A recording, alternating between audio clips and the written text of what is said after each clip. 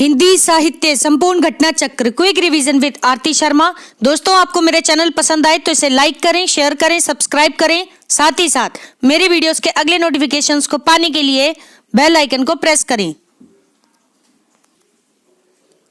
दोस्तों, हम कर रहे हैं हिंदी नेट जेआरएफ परीक्षा चयनित विषय आधारित प्रश्न जून 2009 से जुलाई 2018 तक के प्रश्न पत्र। दोस्तों, आज हम करेंगे दिसंबर 2014 का द्वितीय प्रश्न पत्र, जिसका पार्ट 2 हम करेंगे। तो चलिए देखते हैं प्रश्न। दोस्तों, प्रश्न है सही सुमेलित हैं, ठीक है। तो चलिए देखते हैं। सबसे पहले रचनाकार एवं आत्मकथा। तो सबसे पहले रचनाकार हैं शिव पूजन सहाय, जिनकी आत्मकथा है मेरा जीवन। मेरा जीवन किसकी? शिव पूजन सहाय जी की आत्मकथा है।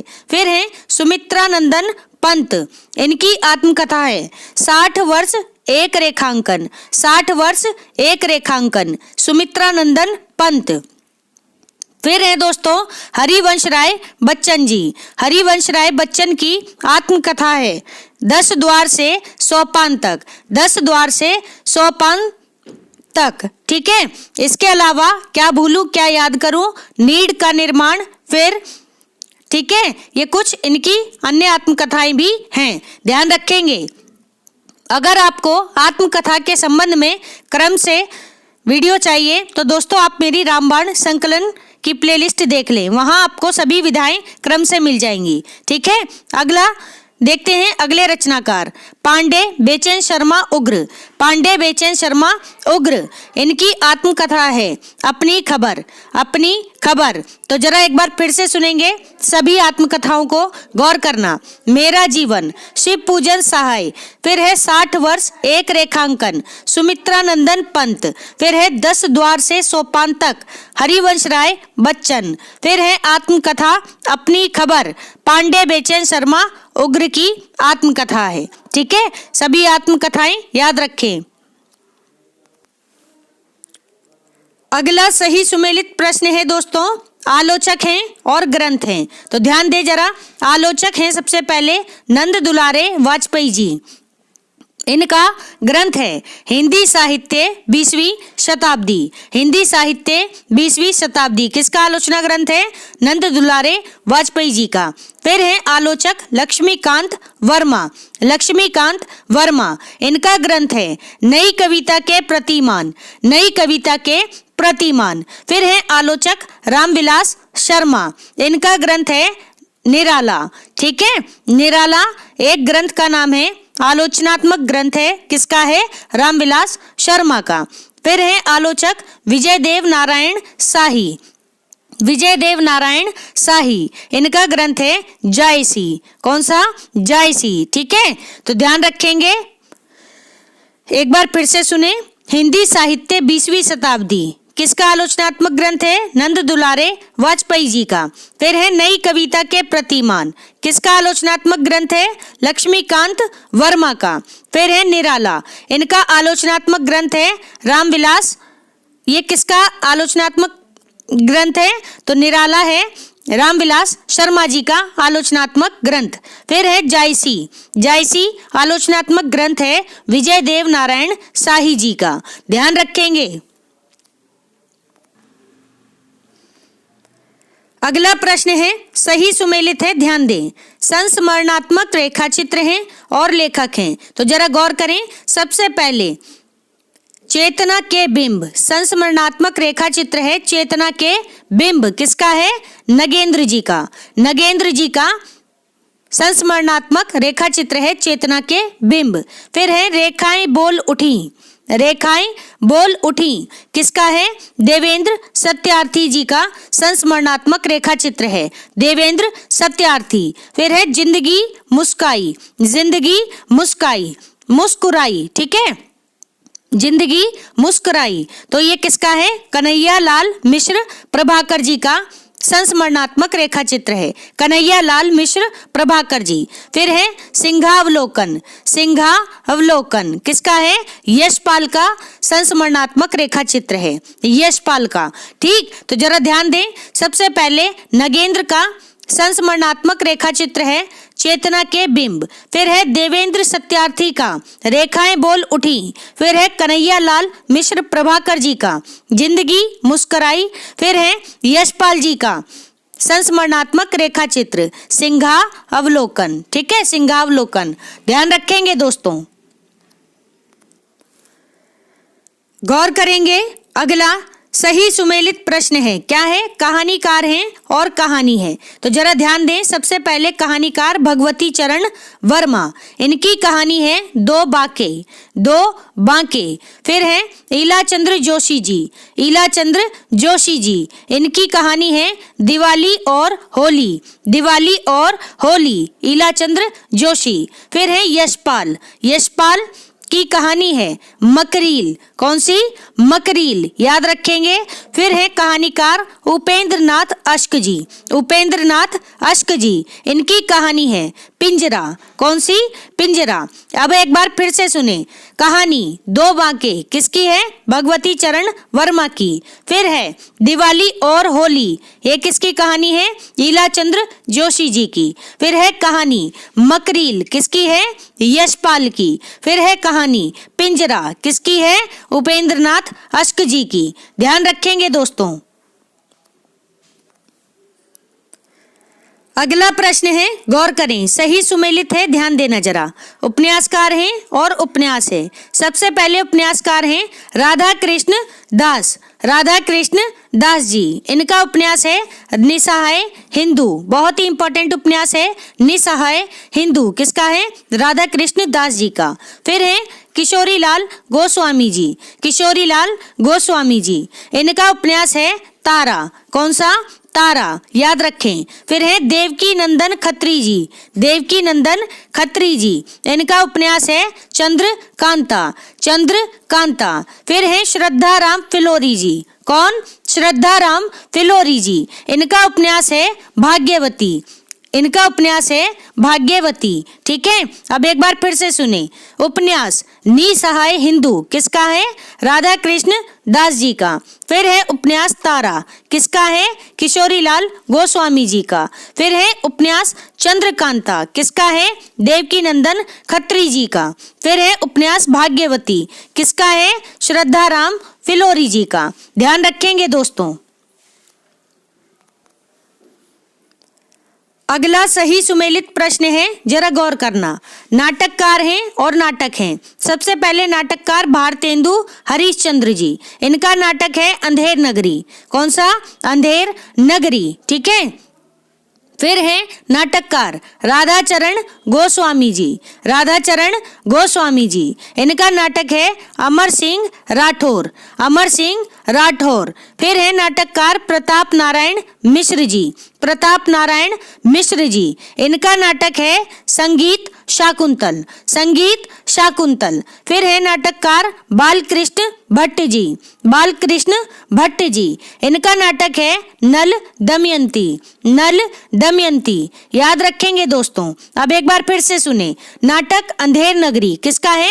भारतेंदु हरिश्चंद्र जी का। फिर है नाटक अमर सिंह राठौर, किसका है? राधाचरण गोस्वामी जी का। फिर है नाटक संगीत शाकुंतल, किसका है? प्रताप नारायण मिश्र जी का। फिर है नाटक नल दमयंती, ये किसका है? बालकृष्ण भट्ट जी का नाटक है। अगला प्रश्न है, सही सुमेलित है, जरा ध्यान देना दोस्तों।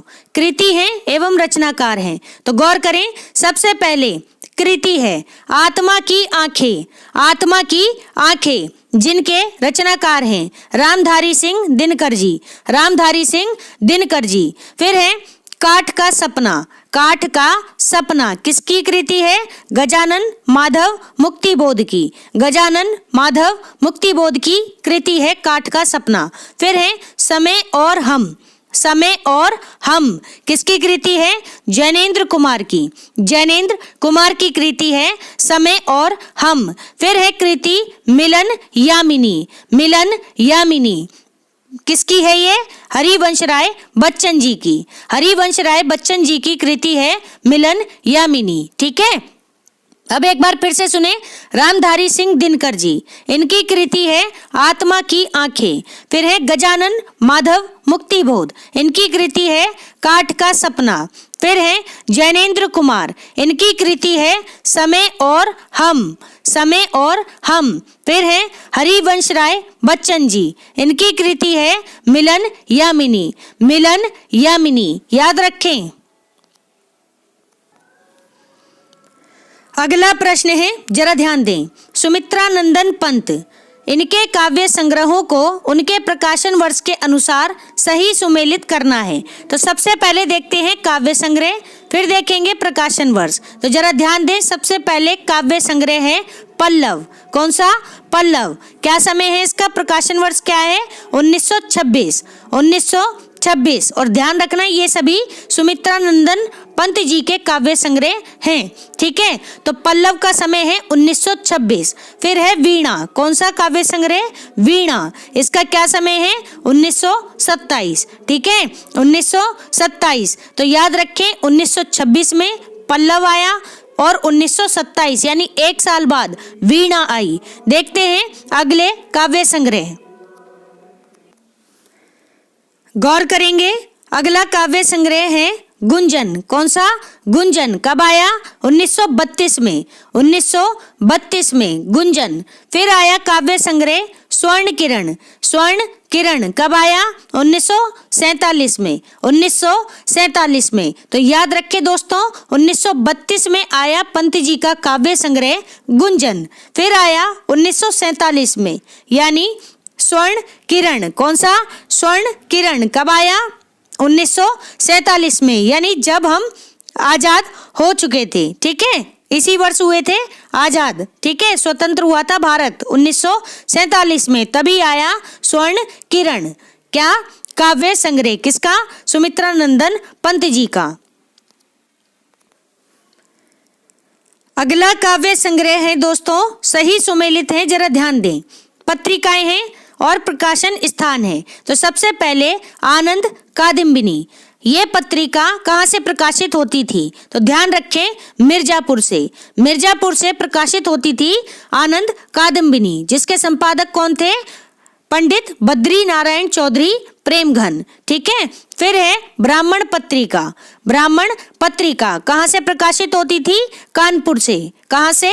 कानपुर से, जिसके संपादक कौन है? प्रताप नारायण मिश्र जी, ठीक। फिर है पत्रिका हिंदी प्रदीप। हिंदी प्रदीप किसकी है? बालकृष्ण भट्ट जी की, ठीक है। इसका प्रकाशन कहाँ से होता था?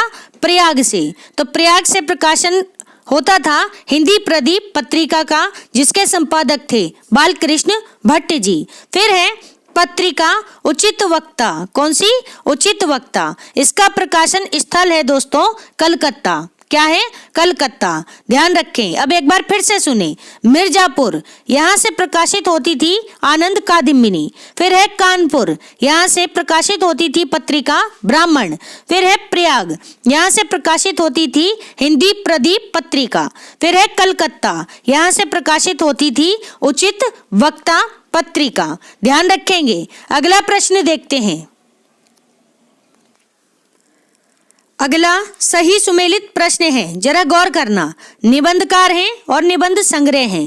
तो सबसे पहले निबंधकार चंद्रधर शर्मा गुलेरी जी। चंद्रधर शर्मा गुलेरी जी, इनका निबंध संग्रह है कछुआ धर्म। कौन सा? कछुआ धर्म। फिर है निबंधकार वासुदेव शरण अग्रवाल जी। वासुदेव शरण अग्रवाल जी, इनका निबंध संग्रह है पृथ्वी पुत्र। कौन सा? पृथ्वी पुत्र। फिर है निबंधकार रामवृक्ष बेनीपुरी जी। रामवृक्ष बेनीपुरी जी, इनका निबंध संग्रह है वंदे वाणी विनायको। वंदे वाणी विनायको किसका है? रामवृक्ष बेनीपुरी जी का। फिर है कुबेरनाथ राय जी। कौन? कुबेरनाथ राय जी, ठीक है। इनका निबंध संग्रह है मराल। कौन सा? मराल, कुबेरनाथ राय जी का। अब एक बार फिर से सुने। कछुआ धर्म किसका निबंध संग्रह है? चंद्रधर शर्मा गुलेरी जी का। फिर है पृथ्वी पुत्र, किसका है?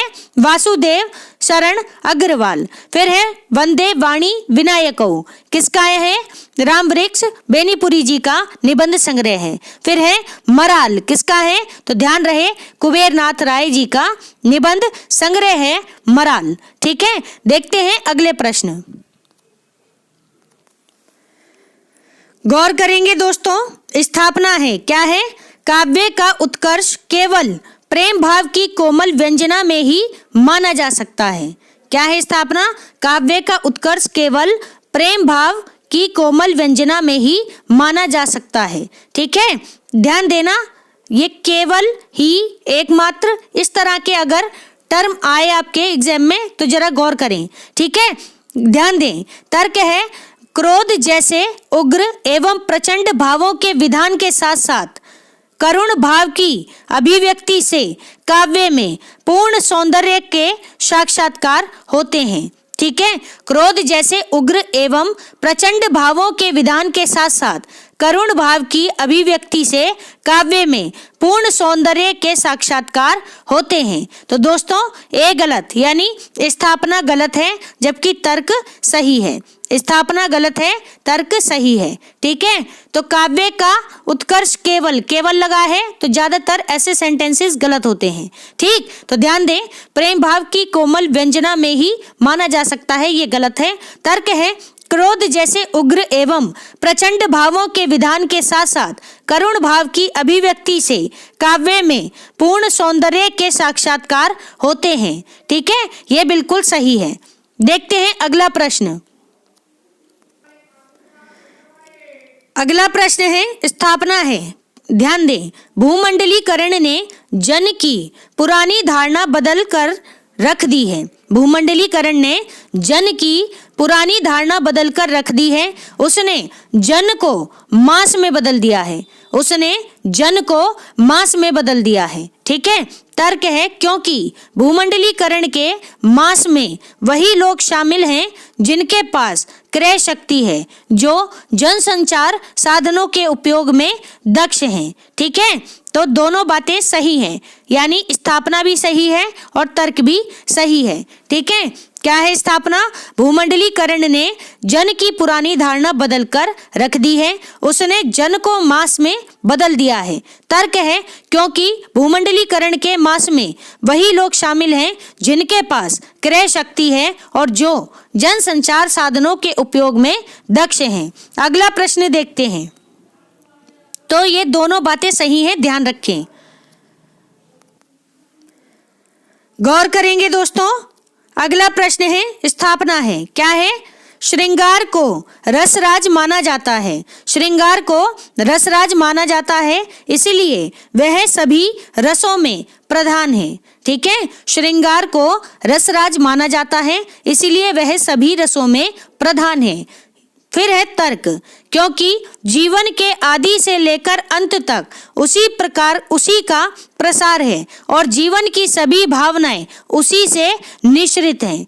क्योंकि जीवन के आदि से लेकर अंत तक उसी का प्रसार है और जीवन की सभी भावनाएं उसी से निश्रित हैं। तो ध्यान रखें, स्थापना गलत है और तर्क सही है। ठीक है, यानी स्थापना क्या है?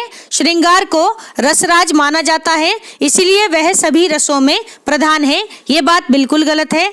तर्क है क्योंकि जीवन के आदि से लेकर अंत तक उसी का प्रसार है और जीवन की सभी भावनाएं उसी से निश्रित हैं। ये बात बिल्कुल सही है। ठीक, अगला प्रश्न देखते हैं। गौर करेंगे दोस्तों, स्थापना है, क्या है स्थापना? भारतेंदु युग आधुनिकता का प्रवेश द्वार है। भारतेंदु युग आधुनिकता का प्रवेश द्वार है। तर्क है क्योंकि वह मध्यकालीन परंपराओं का पूर्ण विरोधी है। विरोधी है। ठीक, तो विरोधी कैसा शब्द है? नेगेटिव है। तो जहां कहीं भी नेगेटिव शब्द आए तो उन सेंटेंसेस को ध्यान से पढ़ना। अधिकांश नेगेटिव वर्ड वाले वाक्य गलत होते हैं। ठीक, तो जरा ध्यान दें। और एक बात आपको बता दूं, अनुभव से कह रही हूं कि ज्यादातर स्थापनाएं और तर्क वाले प्रश्न रिपीट होते हैं दोस्तों। तो इसीलिए प्रश्न पत्र आप करें और ढंग से करें, और जहां तक है याद कर लें इन सभी बातों को, तो कोई ना कोई प्रश्न आपका जरूर आ जाएगा एग्जाम में। ठीक है, आप एक बार प्रश्न पत्र जब सभी देखेंगे आपको खुद ही समझ में आ जाएंगी बातें। ठीक है, तो जरा ध्यान दें। भारतेंदु युग आधुनिकता का प्रवेश द्वार है, बिल्कुल सही स्थापना है, बिल्कुल सही स्थापना है, ध्यान रखें। तर्क है क्योंकि वह मध्यकालीन परंपराओं का पूर्ण विरोधी है। ठीक है, ये बात बिल्कुल गलत है। ठीक, तो ध्यान रखेंगे। अगली स्थापना है दोस्तों, यहाँ मैं आपसे एक बात कहना चाहूंगी, अगर आपको कंप्लीट हिंदी साहित्य देखना है तो आप मेरी प्लेलिस्ट जरूर देख लें। ठीक है, आपको रीतिकाल तक के वन लाइनर क्वेश्चन आपको एक प्लेलिस्ट में मिलेंगे, फिर आधुनिक काल के सभी विधाओं की, ठीक है, क्रम से वीडियो मिलेंगी, किसमें, रामबाण संकलन में। उसके बाद आप घटना चक्र की प्लेलिस्ट देख लें पूरी, लगभग 300 350 के आसपास वीडियो होने जा रहे हैं उसमें।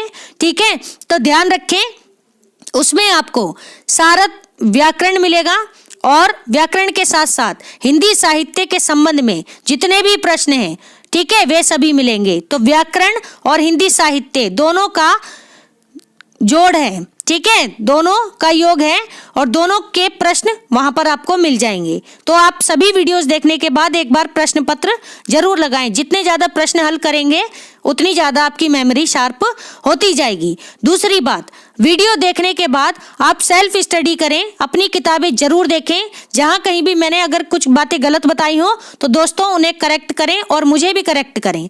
ठीक है, मैं बिल्कुल ज्ञानी नहीं हूं, जैसी मेरे सामने चीजें आ रही हैं मैं बिल्कुल आपको वैसे पढ़ाती जा रही हूं। ठीक है, कभी कभी हो जाता है कि चीजें मिसमैच हो जाती हैं, तो आप इस बात का ख्याल रखें। अगर मुझसे कहीं भी गलती हो रही है तो प्लीज आप कमेंट बॉक्स में जरूर करेक्ट करें, क्योंकि कहीं से भी, ठीक है, गलत इन्फॉर्मेशन पास नहीं होनी चाहिए।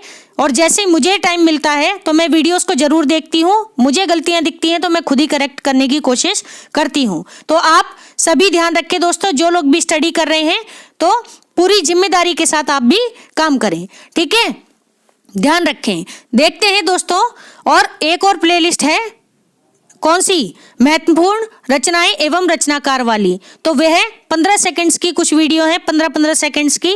ठीक है, आप उन्हें जरूर देख लें। वह नेट JRF में रिपीटेड जो रचनाएं रही हैं, ठीक है, वे उनसे रिलेटेड रचनाएं हैं, तो आप देख लें आपके पास अगर बिल्कुल भी समय नहीं है तो। ठीक, तो गौर करें अगले प्रश्न पर, क्या है, स्थापना है। ध्यान दें, प्रतीक, प्रतीक अमूर्त का मूर्तिकरण है। प्रतीक क्या है, अमूर्त का मूर्तिकरण है, जिसमें अदृश्य सारतत्व, अदृश्य सारतत्व की अभिव्यक्ति है।